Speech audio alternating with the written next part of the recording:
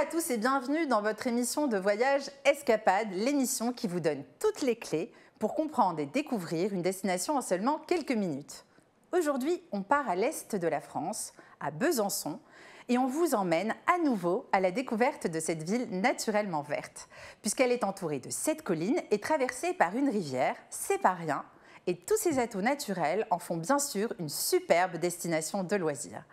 Pour en parler, nous recevons Pascal Schultz, chef de projet attractivité et rayonnement pour la ville de Besançon. Bonjour Pascal, ça fait plaisir de vous revoir. Bonjour Salia. Bon alors, on peut commencer par parler peut-être de la configuration très particulière de cette ville qui est quand même, comme je le disais, traversée par une rivière.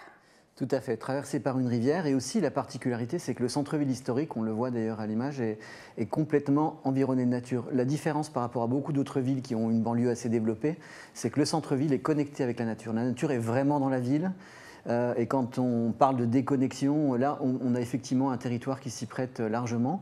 C'est d'ailleurs un territoire qui présente beaucoup d'espaces verts pour les habitants ou les visiteurs, les touristes. 200 mètres carrés par habitant, c'est quasiment un record en France. Ah oui, c'est impressionnant, c'est une chance.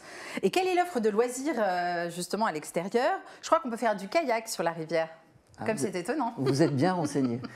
Oui. La particularité du territoire de Besançon et des environs, c'est qu'il y a beaucoup de relief et il y a une grande diversité de paysages. Et donc il y a aussi une grande diversité de pratiques outdoor possibles. Donc évidemment le classique sentier de randonnée, pédestre, vélo. Mais effectivement, depuis le centre-ville, il y a des pontons qui permettent de faire du canoë, du kayak ou même du paddle. Et l'avantage, c'est qu'on peut découvrir la ville et en même temps, on découvre la rivière qui, effectivement, entoure le centre-ville. Mais alors en hiver, qu'est-ce qu'on fait à Besançon? Parce qu'on se dit toujours, oui, c'est joli, Besançon l'été, mais alors on se demande l'hiver. Qu'est-ce qu'on fait? Il y a beaucoup d'offres culturelles en hiver. Je vais vous parler bien sûr de la citadelle de Besançon qui surplombe la ville de 115 mètres et qui est inscrite au patrimoine mondial de l'humanité par l'UNESCO. C'est un site avec 3 musées, donc il y a de quoi faire, aussi bien pour les familles que pour les spécialistes. Un musée de la résistance et de la déportation, par exemple, qui vient d'être rénové. On a aussi un très beau musée des beaux-arts et d'archéologie qui fait toujours de très belles expositions en hiver, justement.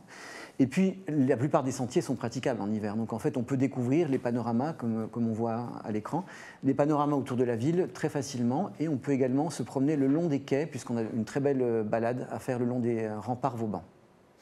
Et côté environnement, je crois que la ville a mis en place une politique pour préserver ses parcs, ses espaces naturels. Oui, il y a un engagement fort de la ville depuis très longtemps. Je crois que c'est une des premières villes de France qui ait mis en place le zéro pesticide, le fameux zéro pesticide. On pratique la tonte naturelle et on a eu on va dire, des règles d'utilisation de certains produits très strictes. Alors ça, c'est un engagement sur la gestion des espaces verts. Mais il y a également les transports en commun qui sont très très développés, donc avec tramway, beaucoup de pistes cyclables. Et puis on a mis aussi en place depuis quelque temps une application gratuite évidemment qui s'appelle Visiter Besançon, dans laquelle on retrouve tous les sentiers de randonnée possibles. Et donc ça permet aussi aux touristes et aux visiteurs de se repérer facilement et de trouver des idées de balades, de sorties en famille ou entre amis quand on est en séjour à Besançon. Et puis je voulais rappeler qu'on avait fait quand même un magazine consacré à Besançon que vous pouvez voir en couverture et que vous pouvez retrouver sur le site Escapade Magazine et vous pouvez le commander encore en version digitale. C'était passionnant de travailler d'ailleurs sur ce dossier avec vous, Pascal. Je vous remercie vraiment d'avoir fait le déplacement jusqu'à nous et puis je vous dis à très bientôt peut-être dans cette émission et je vous souhaite une bonne continuation et je vous dis à bientôt pour un nouveau numéro d'Escapade.